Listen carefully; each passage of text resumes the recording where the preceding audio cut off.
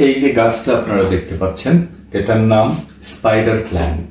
Spider plant হলো English নাম, আর এটার সায়েন্টিফিক নাম হলো ক্লোরোপাইথুম কমোসুম। তো ক্লোরোপাইথুম কমোসুম এই গাছটা এটা প্রাইমারিলি সাউথ আফ্রিকাতে খুব বেশি হতো এবং সাউথ আফ্রিকা থেকে এটা আস্তে আস্তে ট্রপিক্যাল কান্ট্রিগুলা এবং অস্ট্রেলিয়া এবং বাংলাদেশেও এটা প্রচুর পপুলার। এই গাছটা বাংলাদেশেও অনেক পাওয়া যায় বা জন্মে।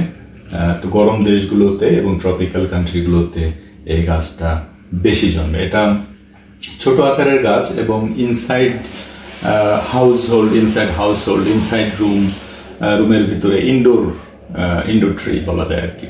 তো এই গাছটার বৈশিষ্ট্য হলো এটার খুব লং ন্যারো লিভস, সুদীর্ঘ চিকন পাতা থাকবে। বেসিক্যালি এটার মধ্যে পাতাই বেশি দেখা যাচ্ছে।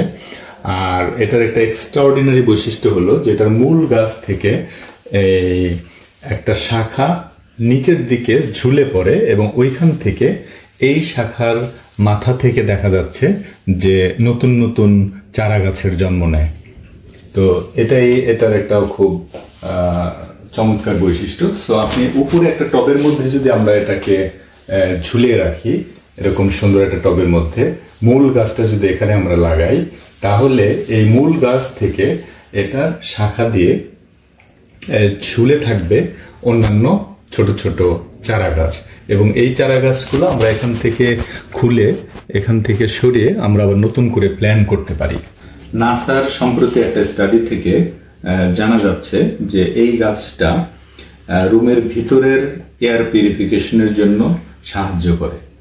তো এটা সাধারণত যে সমস্ত রুমে এয়ার আসা যাওয়া আছে, চলাফেরা আছে বা বায়ু প্রবাহ আছে, ওই সমস্ত রুমে এটা কার্যকরী হবে না, এটা বলে রাখা ভালো।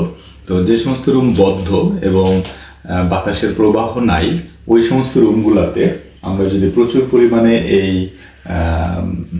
এই গাছটা লাগাই, তাহলে এটা রুমের ভিতরের এয়ার পিউরিফিকেশনের জন্য কাজ করবে।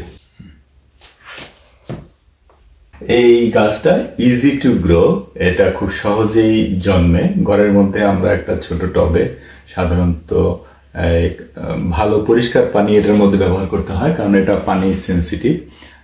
পানির মধ্যে এটা যদি ট্যাপ ওয়াটার ইউজ করা হয়, ট্যাপ ওয়াটারের যে রিফাইনিং যে ম্যাটেরিয়ালগুলো থাকে এগুলো এটার জন্য টক্সিক হতে পারে।